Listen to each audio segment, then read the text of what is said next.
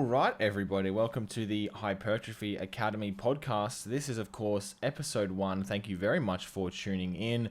Before we jump into things, I wanted to quickly touch on who we are, what we do, where we want to go, and then sort of briefly outline what the podcast is going to be about. So if you don't know me, I've been in the coaching space for 5 years. I was around kind of at the start of optimal lifting when, the coolest, most science-based thing you could do was a CAS lat pull around or a pec press around. Dare I mention those exercises? And since then, obviously, the space has sort of transformed into something completely different. Still happy to be a part of it, but very different.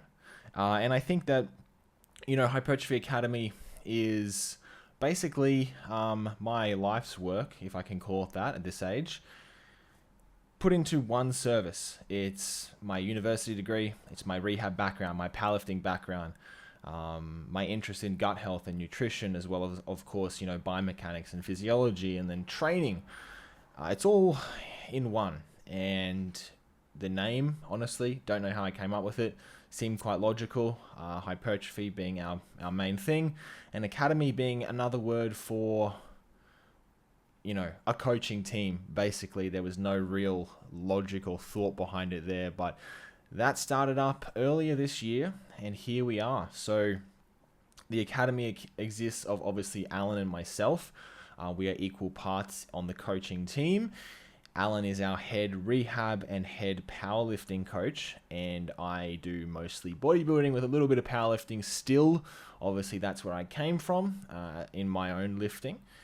But we very much collaborate, work as a team, and we have big dreams. We want to travel and do seminars. We want to eventually release different education tiers for people of all shapes and sizes and backgrounds, if you will.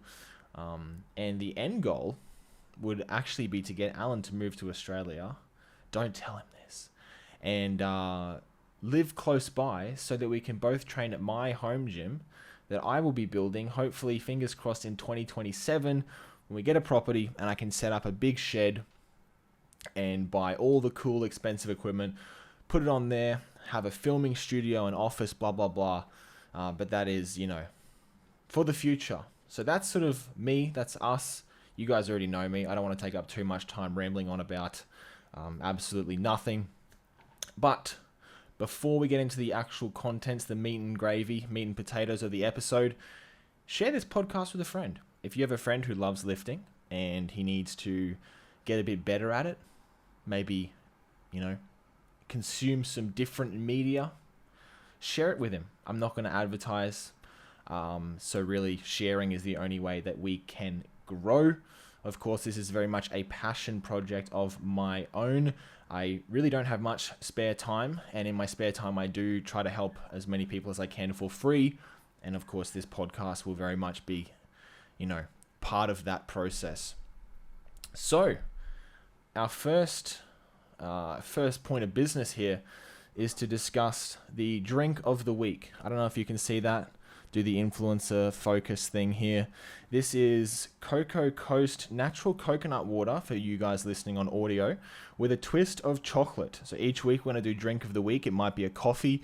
It might be a canned beverage. It will not be alcohol, obviously, because that's not my jam. But this, as a big hater of coconut water and kombucha and those sorts of drinks, purely based on the fact that they taste disgusting most of the time, I was actually pleasantly surprised by this. I've been searching for a new intra-workout. I forgot to buy cordial, and so I can't have my intra-carb powder on its own because it tastes absolutely disgusting. And so the next thing was, I was walking past a shop, and I had a client ask me about coconut water. Shout out Kai if you're listening. And I thought, okay, I'll give it another run.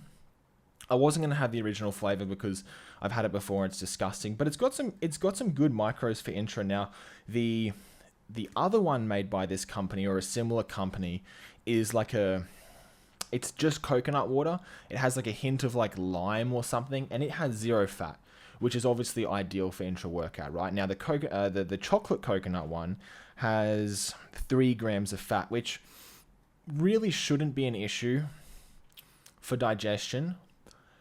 I used it today, and the session was terrible anyway because I had a raging headache, so I couldn't really say how I felt with this.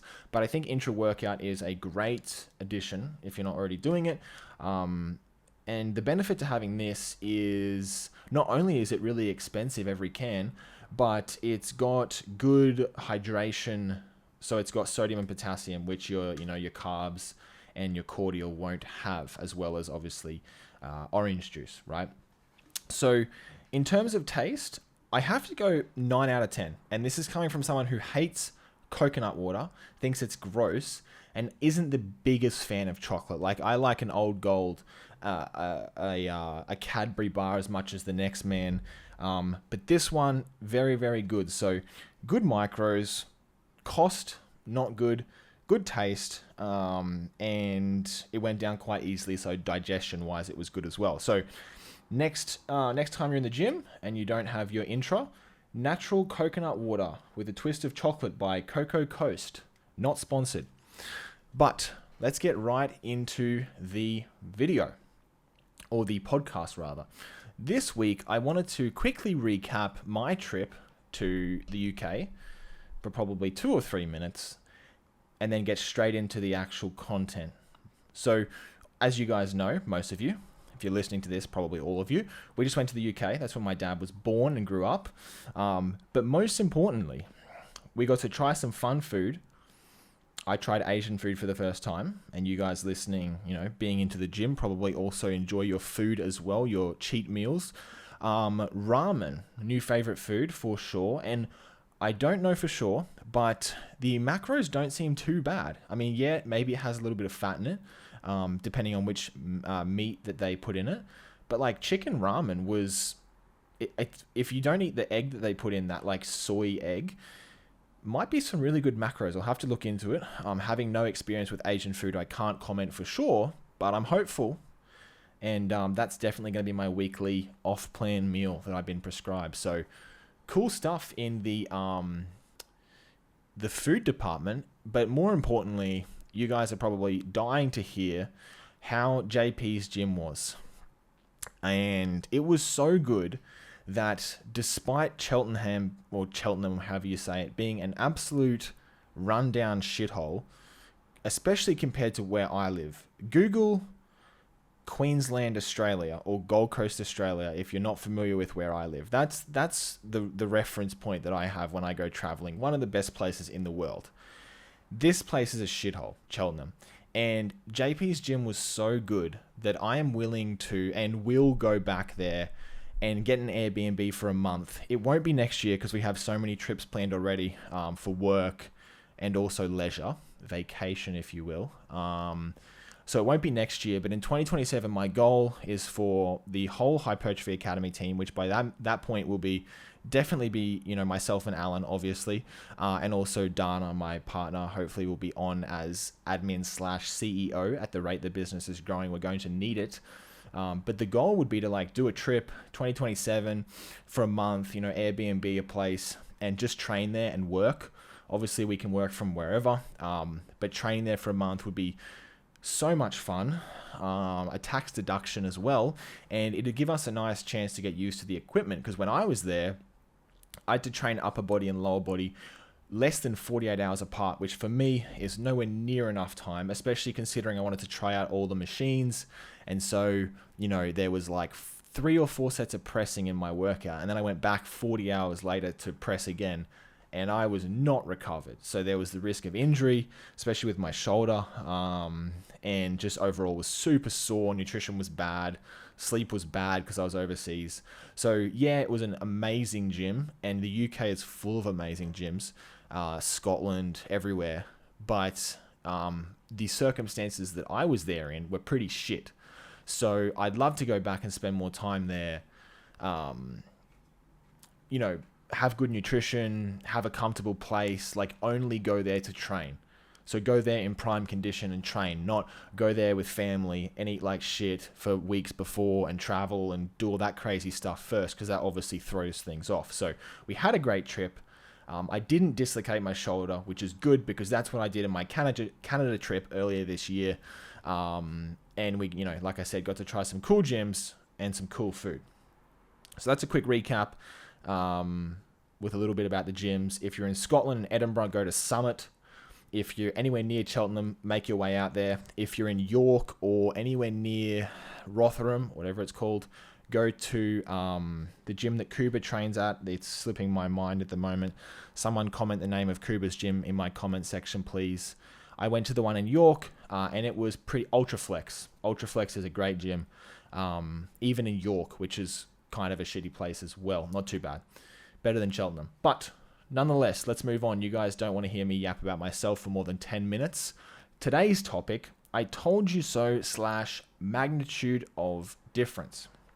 Now, you guys, if you've been following me for long enough, have known that I've been pretty consistent in my methods. Yeah, there've been some, a few things that we've improved on or maybe tried out. For example, at first I was very hesitant to try repeating exercises, and now I'm a fan of it. I don't do it for everybody. I certainly don't do it for myself. I try to have a slight difference in joint angles between, pressing, for example, for myself. Because I'm just too strong. I cannot press the exact same movement twice a week. And I just think the stronger you are, the trickier it gets. So there are topics that I've, changed my mind about. Of course, I'm always trying to get smarter and learn and be open to new things. And you guys know I'm a big fan of Jake's work and a good friend of his. And he loves repeating exercises. So of course I'm open-minded to it and I tried it out. But we have always been very consistent in the way that we do things, and I'm proud of that. And I think that at the moment there's this big pendulum swing with the science-based community where we're going, look, Keenan started pressing again, right? And I'm a fan of Keenan and again, a friend of his as well. And hopefully getting a session in with him next year, maybe at the Arnold, we'll see. But, he started pressing again. I think this was the catalyst, right? And now everyone's sort of like, I've seen all these videos and these comments about, science-based lifting is going back on itself. It's like, well, actually, let me explain what actually happened. And I'm going to do my best here. Science-based lifting gains popularity probably because of N1 education, which is insane to say.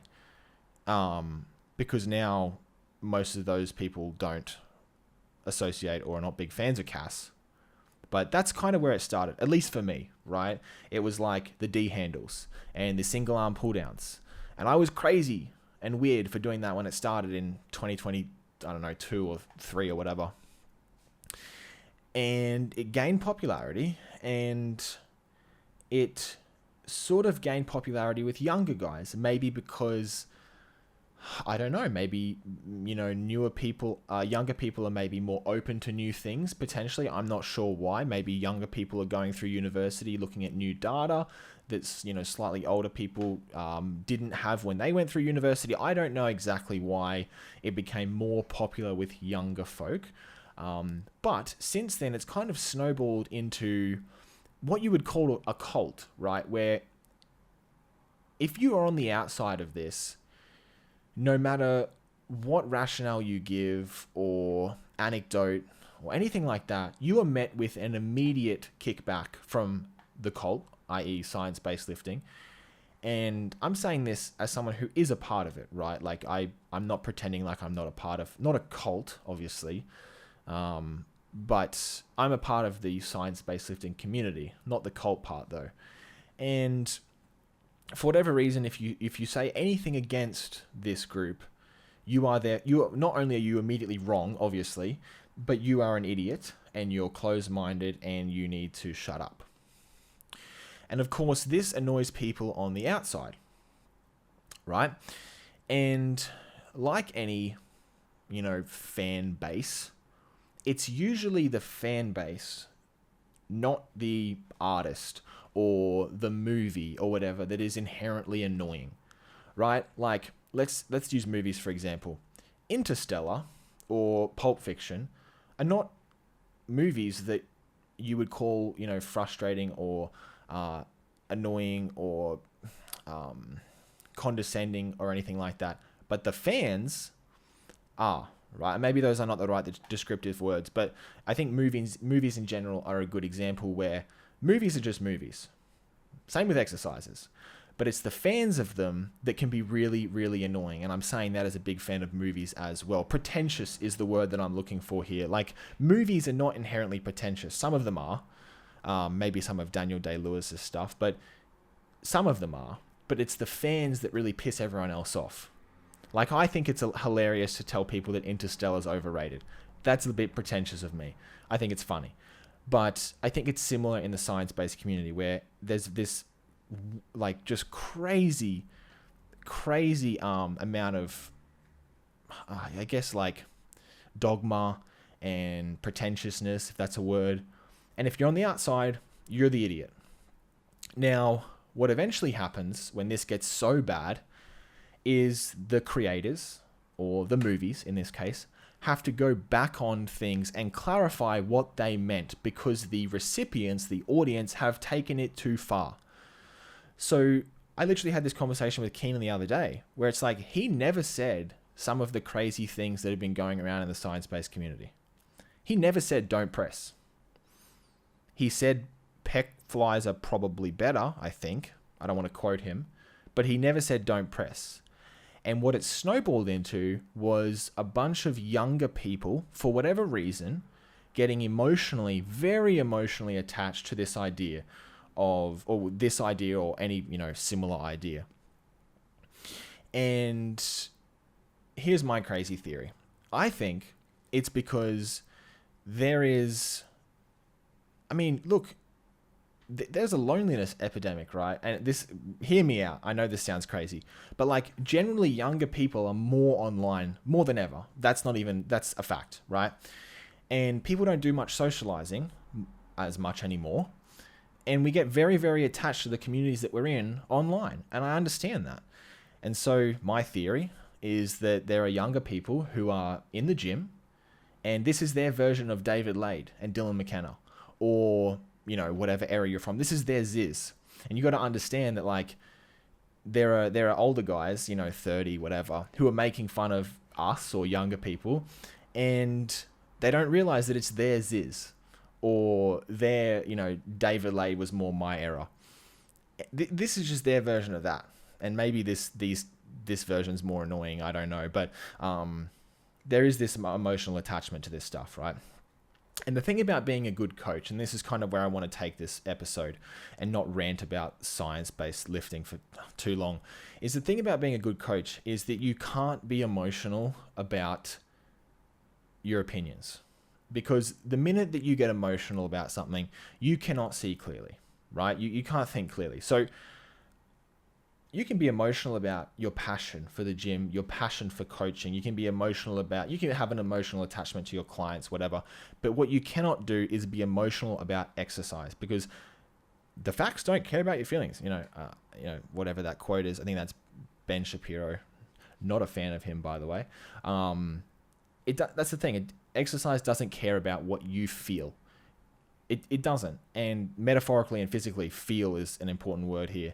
It doesn't necessarily matter what you feel in the lat pullover. It doesn't make it a good exercise. And I think that there are a lot of people who are super, super emotionally attached to their training or their training methods. And I think it sort of, when debate happens or disagreement happens, people tend to get more entrenched in their own views instead of being more open to the other side. Like, you have a disagreement with someone, it's more likely that you both walk away believing what you already believed more.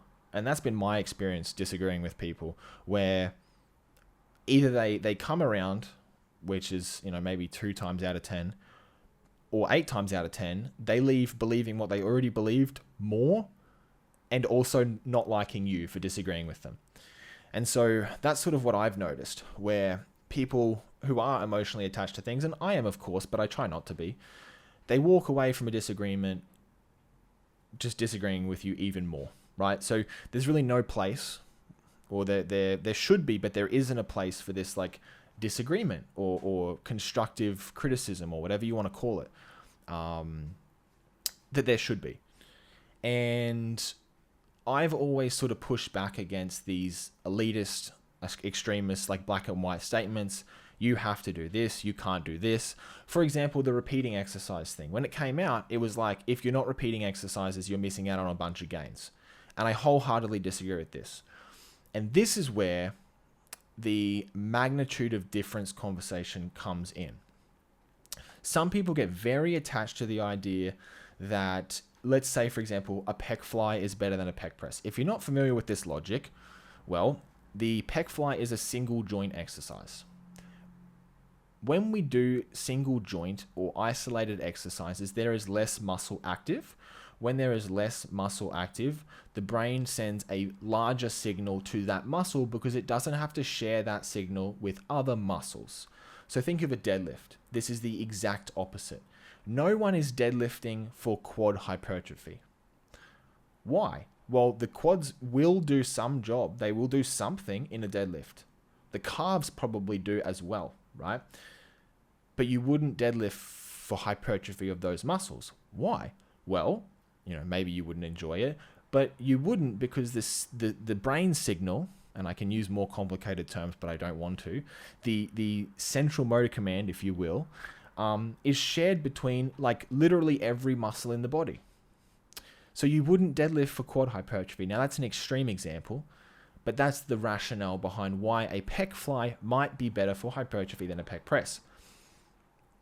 And by that logic, you might assume, well, that means that a pec fly should be a lot better than a pec press for hypertrophy. But the magnitude of the difference is not only something that is hard to test, but it's just theory, right? Like, as much as I hate to say it, there is a lot that we don't know about exercise. And I hate to sound like Dr. Mike here. I'm certainly not brushing this logic off as being untrue or anything like that, because I do believe this logic. I do believe in theory a pec fly should be better than a pec press. I do believe that. What I do not believe is that it will be much better or better at all, depending on the pec fly that you have access to and the person that you're working with, because there are some people who are built super well to press, very well. And you'll know who they are because they will have big presses.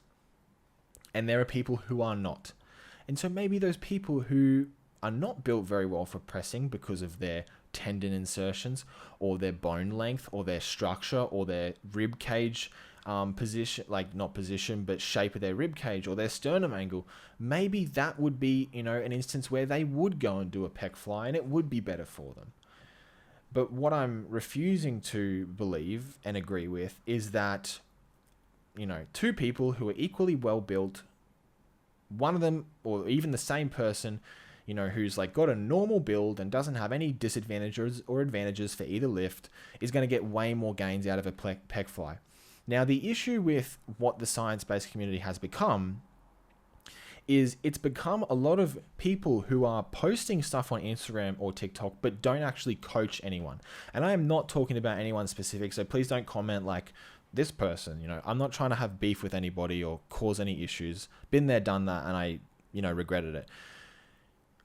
But the issue with just going on theory is so ironic because the science-based community critiques all the bodybuilders who just go on anecdote. And as much as I probably agree that going on theory is still a better shot in the dark than going on anecdote, they're both wrong. Like, they're both the wrong approach. You can't just go on theory and you can't just go on anecdote. You have to mix them. And of course, experience is more or less what an anecdote is, but some anecdotes are terrible. All experience is, valuable, but some anecdotes are terrible. So if someone has 10 years experience, it's worth listening to them, but you might just say, well, someone told me, and that's technically an anecdote, and that's garbage, right? So there's issues with doing both of those things, and the science-based community has snowballed down the line into a bunch of people posting theory, never really, and it's regurgitated theory, by the way. It's not even their own theory. There are some people who genuinely come up with some decent ideas who maybe don't have much experience, like practical experience. And some, there are people that come to mind, like, and no disrespect to them at all, I'm actually giving them a compliment. There are some people who have almost no experience, but have actually said some stuff where I'm like, that's actually a pretty good idea. And it's all based on theory. Of course, they miss sometimes as well, because without experience, you can't know what you don't know when you don't have experience. But there's problems on either side. And so as a coach, like, yeah, I have theory and I follow some of the principles, that you might know from science-based lifting, but I'm also big on experience too. There are things in my training, for example, like repeating exercises that on paper make sense. It makes sense to do a flat press twice a week because the same fibers will get stimulated in the exact same way. You'll have high degrees of motor unit recruitment, high degrees of mechanical tension, and it'll be the same fibers because it's the same position. But I can't do that. And it's not just because my I've got labral tears from snowboarding. It's just because I get beat up everywhere. I don't know why. And there are some people who recover a little slower, and you'll find that if you just change things up a little bit, they recover better. Now you might say, well, they're doing too much. It's not the exercise's fault, it's the volume. I'm doing one set twice a week. I do 2 sets of pressing a week, nothing else for pecs. You cannot look me right in the eye and tell me that's a recovery issue because of volume. So I do low incline and flat. The incline is like 15 degrees. So it's almost exactly the same. I'd actually say it's probably the same arm path, but it's a slightly different resistance profile. Now, I do not think there would be any difference over the course of a year between doing a flat press twice a week and doing one of them as a flat press and the other as a very low incline. I don't know if anyone in their right mind with experience would tell you that, yeah, that's going to be a big difference over the course of a year compared to doing 2 flat presses.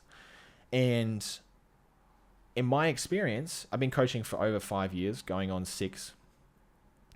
I've never had an issue getting results with clients, great results.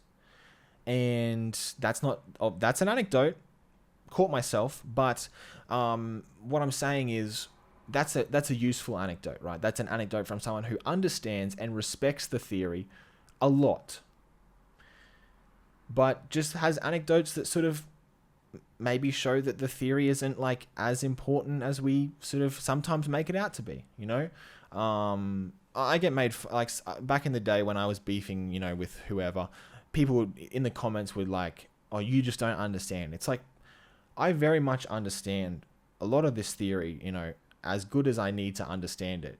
And when it plays out in practice, I just don't think it's as important as it's being made out to be. And this is just the coaching experience, right? It's so important to understand the theory, but 1, you can't be emotionally attached to it. And 2, it's nothing without experience. Because, again, like we can go back to that repeating exercises thing. A lot of people find that boring. And that doesn't mean that it's not a good way of training. Someone else's enjoyment doesn't dictate how effective something is. That's not the point I'm making. But it's like, if you think you have to do that because you think it's going to make a big difference, but you don't enjoy it, that's a problem. And I've tried it with clients and some of them love it. And I have a bunch of clients who are crushing repeating exercises, exact same order, exact same exercises. We have upper A and lower A, and that's it. No lower B, no upper B, right? It's just one workout for upper, one workout for lower, twice a week.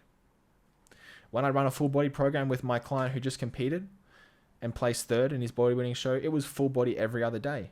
It was ABA, and the B workout was extremely similar, almost identical to the A workout. So I am not against repeating stuff, but I just don't think it makes a big difference at the end of the day. I think that it's overrated. And that's just because of the magnitude of difference, which is a phrase that I've used a couple of times. And Joe Bennett posted a good video about it recently, the magnitude of difference. How much are these things actually going to matter in the long term? Right? And this is where, like, for example, people are training like the funniest one I've seen so far was the people training the shoulder extension component of the long head of the tricep. If you don't know, the long head of the triceps biarticular. So it crosses 2 joints, it performs 2 joint actions. It does shoulder extension and elbow extension, right? And I've seen people like doing, if you're watching on video, like this funky sort of like pullover thing in the location or the range, if you will, the range of motion where the long head has the best leverage. Now, assuming that neuromechanical matching is true and works for all muscles, this might make sense, right? One, neuromechanical matching, while it does seem to be the best way to look at things, I agree with that. I use it, not to the extreme, but I use it. There are very smart people who disagree with it. And I'm not willing to, put too many of my eggs in that basket. Most of my eggs are in the neuromechanical matching basket, don't get me wrong. And I use it. But I'm not willing to bet that like something like that, training the shoulder extension component of the long head of the tricep is worth it or would make any difference whatsoever. Now, when you're doing a push down, push down into shoulder extension, sure. Do that. Make sure you fully shorten the tricep, whatever. But training it on its own, I don't know. And so this is where and look, don't get me wrong, nobody who is like a leading figure or an educator told anyone to do that. I'm sure that was not at all, I'm sure it did not come from anyone with like any platform. I'm sure it just sort of snowballed from a bunch of like TikToks over time, right? But that's where I'm just like, we are really missing things there. Like, here's the thing. Let's say you do all that isolation stuff. You do the supinations, the long head extension, whatever. You train every little joint action in every range of motion to get the maximum amount of stimulus across the entire body. Okay, what happens when you get a job? What happens when homework starts piling up? Because the minute that you stop training those fibers in that spot, they're going to atrophy. So let's say we do some long head extensions. Well, when we graduate high school, we graduate university and the real world hits us, then what? Because I have a job and I work for myself and I still don't have time for that shit. And even if I did, I wouldn't do it because I don't think it makes any difference. So it's like, again, just because we can't do something forever doesn't mean we shouldn't do it now. I'm not saying that. I'm just saying be realistic. Let's think long term. And being realistic and thinking long term is, I think, something that gets overlooked a lot. Like as a coach, I'm always thinking about that sort of thing. Is this thing sustainable? For example, Keenan flaps, right? I got nothing against them. Alan on the team, he likes them. He said they're great. I've tried them once. I wasn't a big fan. But how sustainable is it for everything to be an isolated movement, right? We have Keenan flaps. We have the flap in the sagittal plane. And then we have all the different isolation exercises. Like how long can you do that for before you have to change things? And I think that if we're, attached to the theory emotionally and everything has to be perfect and we overrate or overestimate how much of a difference it makes, by that logic, you then have to change your program like every time something new comes out. And I see it all the time. The trends are just that. They're trends. And you see people changing up their training when something new becomes popular. The issue with changing your training all the time is that you're changing your training all the time. And it takes 2 weeks to get used to it, another 2 weeks to get really good at it, another month to get strong at it, when you could have just been doing the original thing. And there are times where clients ask me to, maybe make it more specific, more science-based. And I'm like, look, I don't know if that's going to make a big enough difference. Training's going really well right now. Maybe we shouldn't overreach. It's very common for clients when things are going really well to want it to go better, because they're enjoying it and motivation's at an all-time high. And in the same way that being bored of stuff, makes you want to change it, being super motivated and having things go really well can also make you want to change things. And if we're always following trends and trying out the newest possible thing, inevitably we end up just changing things too often. And so that's why I think it's important to have a system, be realistic, and always think about sustainability. I'm always I'm always wondering, if I give this person this thing as a coach, how long can they stick to it for? It's all well and good to do cardio for 1 hour for a week, but if we can't do it for the entire deficit, well then the food has to change. You know what I mean? So if the cardio is not sustainable, we're going to inevitably have to change the food. And I'd rather not do that. I'd rather just go, okay, what's the maximum amount of cardio we can do? 30 minutes? Let's do 30 minutes every day. Let's not push for 1 hour if it means that next week we do 20 minutes because we ran ourselves into the ground. We're not motivated and now we're behind on, work or whatever. So it's always about sustainability. And of course that was a nutrition example, but I think the same goes for training. For example, I've been really liking those reverse curls, the banded ones for the brachioradialis. But if it comes down to it, I'm skipping that at the end if I've got to run, because work is very, very important to me. And so it's always about sustainability. Yeah, I could add some things to my training to make it a little bit better. I don't operate under the most optimal conditions, but I know that I would get frustrated with it within a month or two because it would take too long. And as I said, I work for myself and I dictate my own hours. And I'm very busy, but I make good time for training. Like I don't compromise on training because that's my job. Part of my job is leading from the front and walking the walk. And I can't be the best possible coach if I don't walk the walk, right? And I think there's something to be said about who do we want to coach as well? If you're listening as a coach, you can do all that science-based, crazy science-based stuff if you want to coach those people. Because those are the sort of people that will apply for you. And I know that because the opposite people apply for us, because I'm one of the few creators in the science-based space, if you will, that has continuously disagreed with science-based stuff very openly. I try not to do it in the wrong way, but you guys probably know what I mean. And so I get people who come through, and one of the funniest applications I got in the onboarding form, there's a question: are there any exercises you do not want in your program? And the answer was Keenan flaps. Again, no hate to Keenan. I love the guy. It's just funny though, you will attract people based on the way you train if you're a coach. And so if you want to be a coach in the space and you want to do all those science-based things, just know that those are the sort of people who will probably apply for your coaching. That might be a positive thing or a negative thing, depending on how you receive that. So I like working with people who sort of understand the theory, but aren't too crazy about it, because that's me, right? And so those are the people that I tend to attract, because that's the sort of content that I tend to post. So from a coaching perspective, there's positive and negatives to being too deep in the science-based community.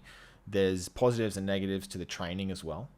And I think that at the end of the day, it just comes back to, what's sustainable and how much do we think this stuff matters? I tend to think that it matters less in most areas than people have made out.